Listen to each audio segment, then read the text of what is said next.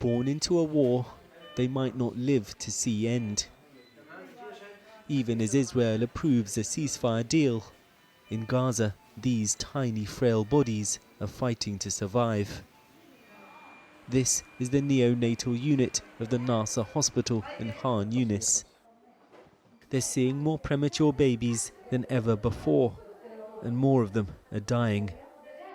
It's down to the conditions pregnant women are facing, Dr. Assad says, with many living in tents and suffering from malnutrition. There are many ways to die in Gaza, especially for those so small and vulnerable. Cold weather has killed 8 newborns in recent weeks. Najaya's son is being treated for hypothermia.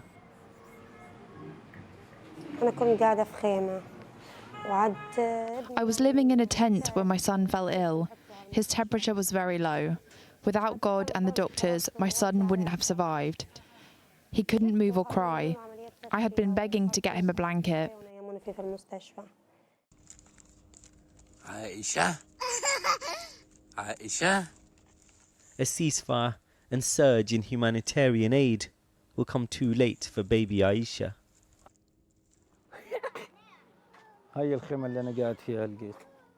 Her family, displaced multiple times by Israeli assaults, now call a tent home.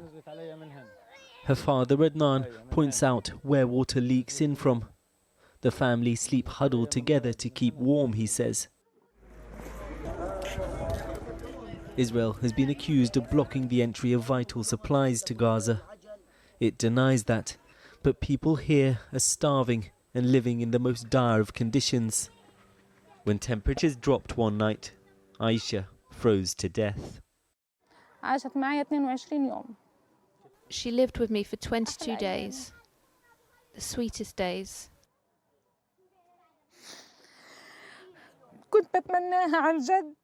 I had always wished for her. I already have 4 boys. When I found out she was a girl, I was overjoyed. Despite the war and everything going on, I thanked God. I had the girl I had always hoped for. For Aisha's brothers, a ceasefire means a chance of a future. But the devastation here is so complete, it's hard to imagine what it will look like. In Israel, the families of hostages due to be released under the ceasefire are torn between hope and dread. Daniel's grandfather is on the list to be freed in the first phase. It's a tough question, but I mean, do you even know for sure whether he's alive or not? No, that's why I can't prepare really for my grandfather coming back, because what I prepare for a festival or for a funeral. These things you cannot prepare to both together. So I'll see what the days will bring, but the first thing and most important, the first hostage going out of Gaza with the Red Cross chip. Israel's Security Cabinet today approved the ceasefire agreement, though it's not clear if it will be extended beyond the first 6-week phase.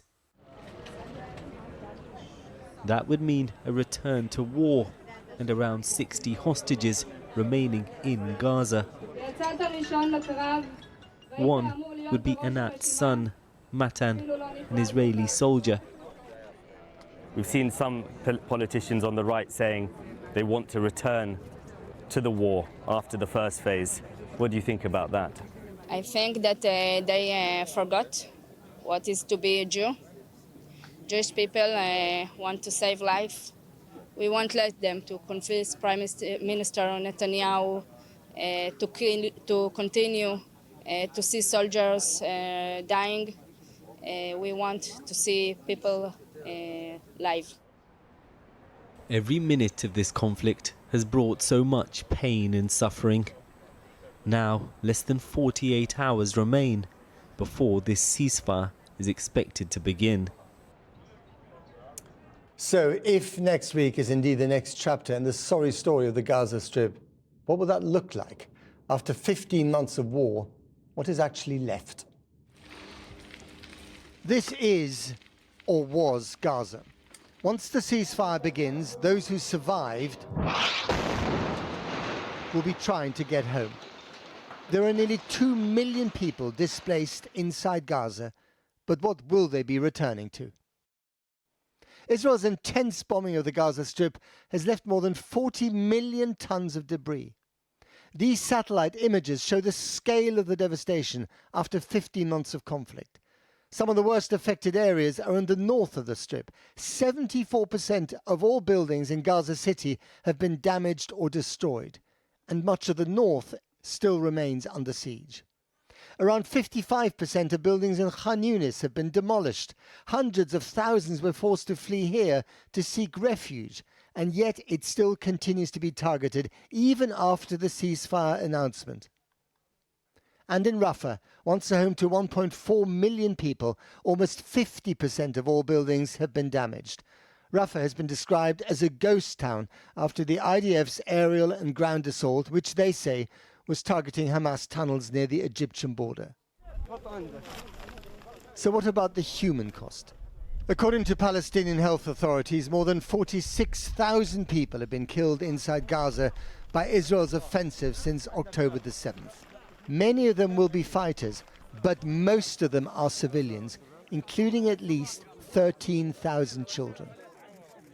Throughout the war, hospitals have been bombed, besieged and attacked.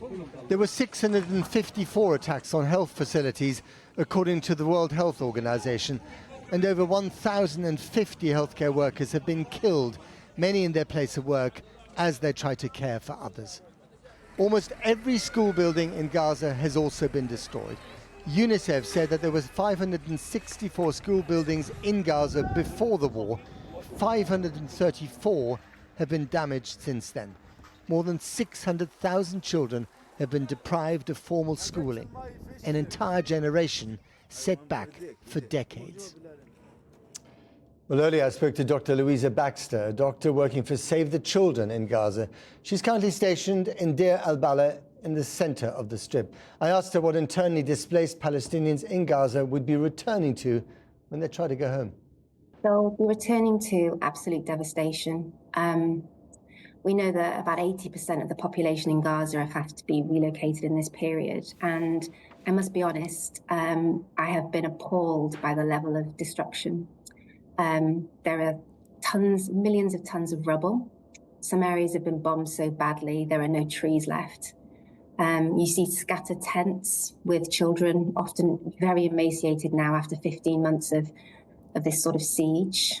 We're thinking around 17,000 children have lost their families, are unaccompanied. They're coming back to a completely decimated healthcare system where I think less than half of all hospitals are even partially functioning. No electricity, no fuel. We're not able to run generators. We're not able to run intensive care facilities for children. Some children will never go back to school. All the schools have been destroyed. So if the ceasefire does hold, and this is what we are calling for, deaths may stop from bombardment, but children will continue to die from malnutrition, from lack of water, lack of vaccines. There is very little to go back to at the moment. And who's going to look after these children if they're, 17,000 orphans? Who's going to look after these kids? Where will they look after them? Will they find shelter anywhere? It's likely that these 17,000 is a gross underestimate. There are children who've been taken in by extended families. We've seen in our clinic young girls and boys coming in aged 14 and 15 carrying their 2 or 3-year-old brothers, and they are now the head of the child-headed households. They're children who are being looked at by members of the community. But what's happened is the entire protection system is broken down, and this is where agencies like Save the Children try and step in to provide stability and security and child-friendly and child-welcoming spaces for children like this. I think one of the things that struck me most visibly as a doctor in this context is that every child that comes into our clinics, whether they're malnourished, whether they're dehydrated or injured, they have a look of abject, of dullness, of apathy. Detachment. Of the last 15 months. Detachment of the last 15 months of the whole, some of them for the whole of their lives, taken away. And so the psychological trauma done to these children and their families will be huge. And presumably there are still many, many children buried under the rubble. Figures that we have at the moment are distorted, of course, and amplified by so much of the chaos and the noise and the war. But we're quite clear there's children who will never be reunited with their parents and children who will never be found. Now, ever since the ceasefire was first announced on Wednesday, the Israelis have continued bombarding. Hamas have continued fighting Israeli soldiers. We know that dozens of children have been killed just in the last few days. What about the next few days before the actual ceasefire starts? Are you worried about them? The ceasefire feels very brittle. We have hope, but the hope is so fragile. Just an hour ago, the home of two of our staff members were hit. Fortunately, no one was injured, but we can hear the bombardments around us. We know that 80 people have been killed since the start of the ceasefire. And this is why we have to plead for a definitive ceasefire in which that is respected by all parties. Louisa Baxter, thank you very much indeed. Thank you. Goodbye. Now, also spoke to Brigadier General Amir Avivi, who previously served in the Israeli Defense Forces and founded the Israel Defense and Security Forum. I began by asking him what has changed for Israel to get the deal through now. Basically, Hamas rejected all the way the deal. It never got to the point where it had to go to the Israeli cabinet because Hamas was rejecting it. I think that the big change is mainly two things. One, Israel, one in Lebanon. Lebanon stopped helping Hamas. Syria fell. Iran is weak. Hamas is isolated. And President Trump, the moment President Trump was elected and said that if they don't release the hostages, there will be hell, they assessed the situation and understood that if they don't sign a deal now, they will be in a much worse position afterwards, and they decided that they'll sign it now. Of course, Hamas and the Palestinians would say that they've already experienced hell in the last 15 months. Don't you think that that hell that Mr. Trump was talking about was also meant for Mr. Netanyahu? No, I don't think so, because Israel agreed basically to a deal already in May. I think the message was to Qatar, to Egypt, to Hamas. And I think that after we release the first 33 hostages, then we'll see the real deal. Here, we have to put a completely different pressure on Hamas to release the remaining hostages. This will require very strong military pressure and also a completely different approach, talking about the humanitarian aid and how to disconnect Hamas from the society. Hamas is controlling the aid. It's bringing 15, 16-year-old children to fight. So if that's the case, where do you see the future then of relations between Israel and the Gaza Strip? Because if Hamas is still in control, as you say, if they're beefing up, despite the fact that they've had so many losses in the last 15 months, then what's the future going to look like? The day after in Gaza, it's only the day after Hamas. So it's either Hamas gives up and leaves the Gaza Strip, and then Israel will start building new local leadership or working with the local leadership of the Palestinians in the different cities, or we'll have to fight and use every tool we have to bring down Hamas. There is no scenario where this war ends and Hamas is in power. So where do you draw the dividing line? How do you measure that? Because there's always going to be, hundreds, if not thousands, of Hamas sympathizers or supporters, especially after what everyone's been through in the Gaza Strip. Will you use that as an excuse to just carry on with this war till the end of time? And the core issue is education. If there won't be a process of de-radicalization of the society, then unfortunately this will never end. This is like a swamp creating endless amount of mosquitoes. By dealing with the mosquitoes, we need to deal with the swamp. We need to dry it. And do you think that helping to de-radicalize Palestinians in Gaza might involve not bombing them, or maybe showing a kinder side, a kinder face of Israel to the people of Gaza? I think that the understanding needs to be that what we're experiencing and the fight, this existential fight we're having, is no different from what Britain experienced with the Nazis. At the end of the day, you need to win the war decisively to do a process of de-radicalization, just as Britain and the US did in Germany and in Japan after World War II. It's no different. Right, but after World War II, there was no collective punishment of the German people. there was denazification, and then we had the Marshall Plan, which built up the German economy, and indeed the same happened in Japan, and established democratic institutions.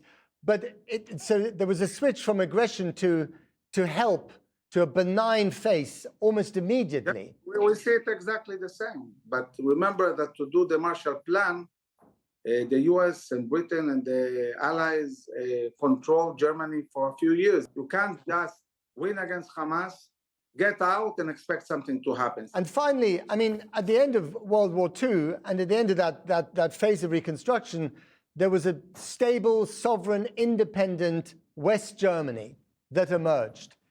Are you going to say now that there should be an independent, sovereign Palestinian state that comes out of all this a few years after the war is over? I think that definitely the vast majority of Israelis and also politicians, they want self-governance for the Palestinians. So I think that Israel, in order to be safe, would agree to some kind of statehood, but to a state that is not armed. We cannot have a meter from... But it's not really a proper state, is it? If it doesn't have its own army, if it's not in control of its own borders, if that's left to Israel, it's not like Germany after World War II, is it? It's going to be something completely different. No, it's it has to be adjusted to the reality of the Middle East. But that's not attractive to the Palestinian people, ever. You're not holding out much of a prospect of dignity and self-determination to them, if that's the plan. I don't agree. I don't think that what will bring them dignity is being weaponized. I think that what will bring them dignity is jobs, it's economy, it's prosperity. And this is something that definitely Israel can really help them achieve. Amir Avivi, thank you very much. You're welcome.